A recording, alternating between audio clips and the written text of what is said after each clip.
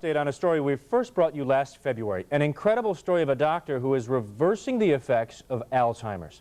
When we first broke the story, several Alzheimer's research groups were so skeptical they tried to keep the news from spreading.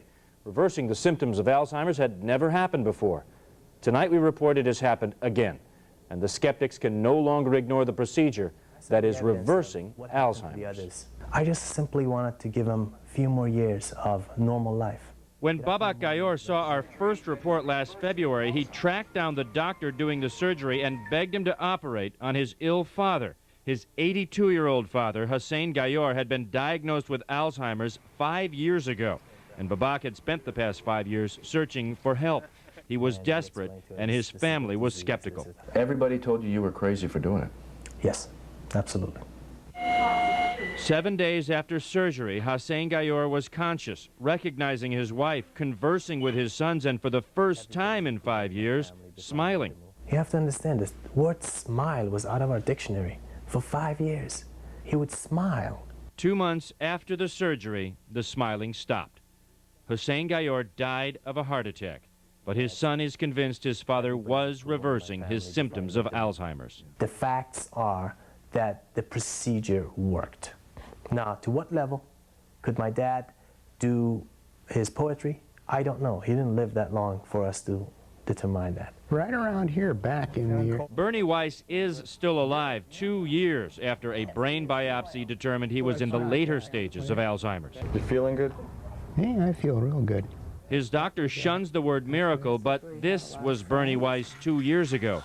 A confused, institutionalized Alzheimer's sufferer who couldn't even find the bathroom, let alone use it. Maybe, where's the bathroom? I don't know. Okay.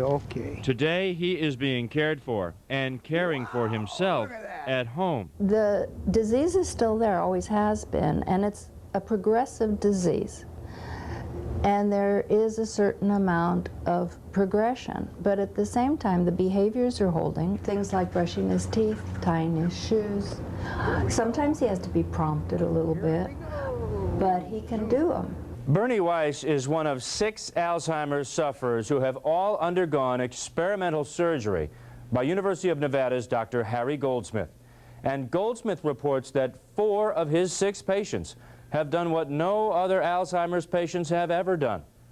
They have gotten better. I think people are going to have to start looking at this carefully. Through lectures at UCLA and a new book based on decades of research, Goldsmith is trying to convince a stubborn medical community that he may have found not a cure but relief and hope for Alzheimer's sufferers. He believes the cause of Alzheimer's may be reduced blood flow to the brain.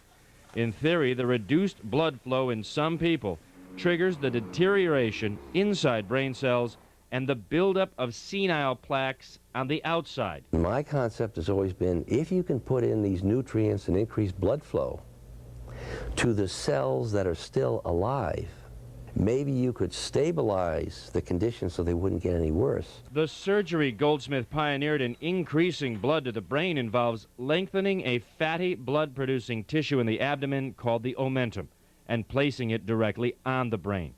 In the one and only autopsy of one of his patients who died years after the surgery, pathologists reported an amazing discovery at the point where Goldsmith had placed the omentum. We put the omentum on the worst part of his brain, and where the omentum had been placed, the senile plaques, most of them had disappeared.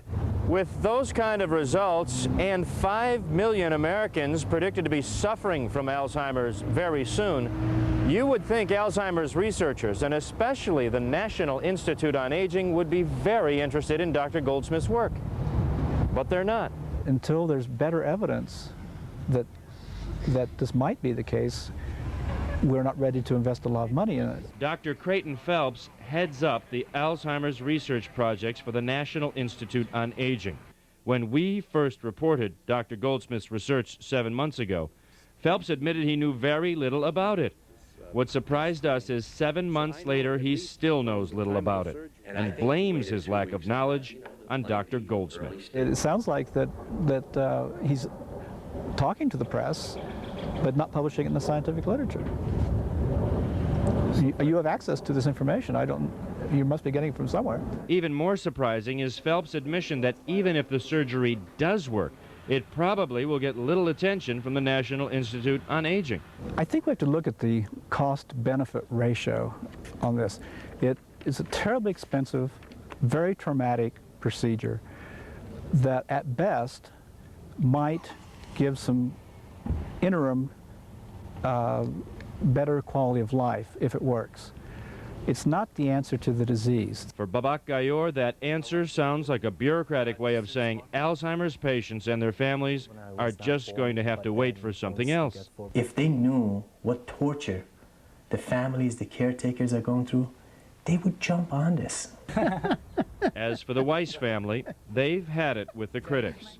It's been 21 months since Bernie Weiss had the surgery that reversed his Alzheimer's symptoms. His wife, Betty, says no cost-benefit analysis could put a price tag on what these 21 months have meant to her. When we first brought you this report, Dr. Harry Goldsmith had no funding and little support for even pursuing his work. Tonight, things have changed. An Momentum Research Foundation backed by a $1.5 million donation is being set up strictly to research the doctor's work.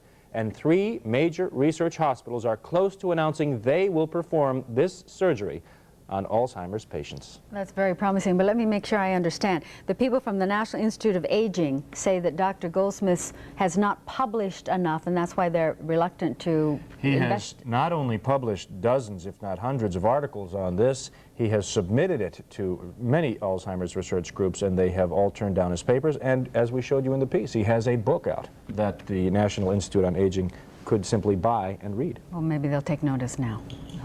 Thank you very much.